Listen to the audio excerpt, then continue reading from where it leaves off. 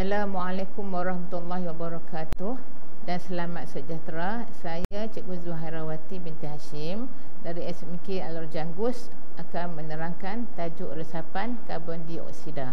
Dalam tajuk ini, cikgu harapkan semua murid dapat menerangkan mekanisme pertukaran gas dalam tumbuhan.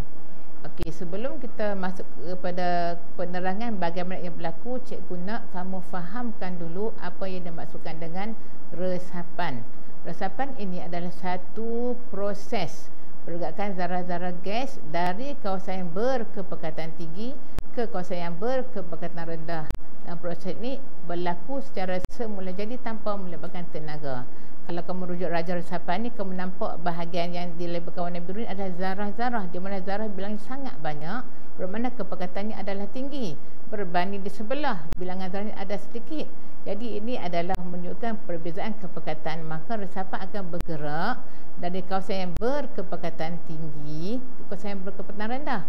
Jadi contoh dalam kehidupan paling mudah, contoh bila ibu awak memasak di rumah, contoh dia masak kari, pergerakan zarah itu akan berlaku ke ruang tamu ke satu rumah sebab dia berlaku secara resapan dari kawasan yang kepekatan tinggi ke kawasan yang berkepekatan rendah. Yang itu adalah maksud resapan.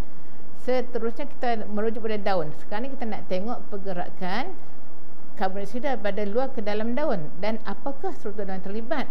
Ada 3 struktur daun terlibat. Yang pertama stoma, yang kedua sel pengawal, yang ketiga ruang antara sel. Jadi cikgu akan tunjukkan kepada awak di manakah bahagian 3 ini pada sehelai daun. Okey, yang ni struktur dalam daun. Okey, yang ni kerata rentas. Jadi yang atas bahagian epidermis atas, yang ni bawah. Jadi kamu boleh temui stoma di bahagian epidermis bawah. Bermakna stoma boleh kita jumpai di bahagian bawah permukaan daun. Okey, yang ni adalah sel.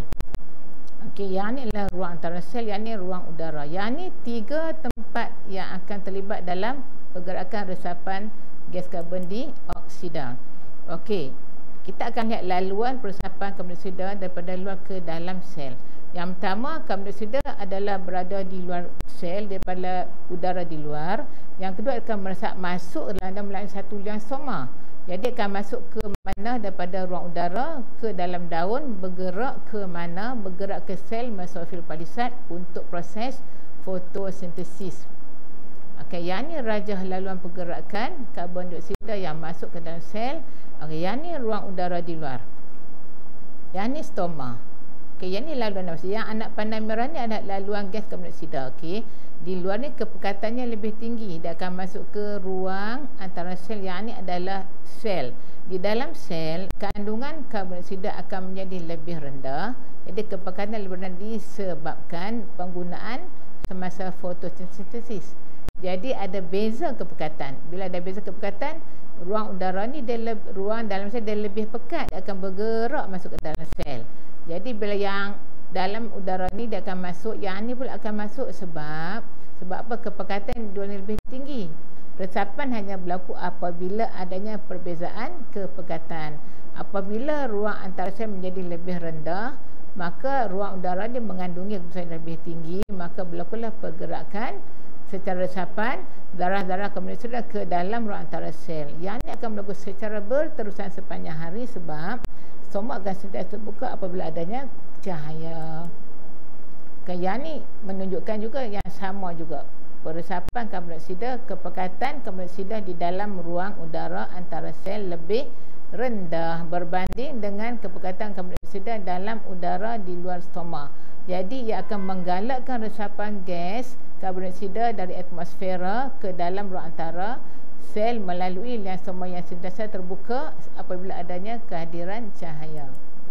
Jadi ini ujian minda di mana kamu dah nampak dah tadi pada darjah kedudukan stoma. Di manakah kedudukan stoma pada daun? Okey, jawapannya pada bahagian bawah daun. Jadi sekian penerangan cikgu untuk tajuk peresapan karbon dioksida. Okey, terima kasih.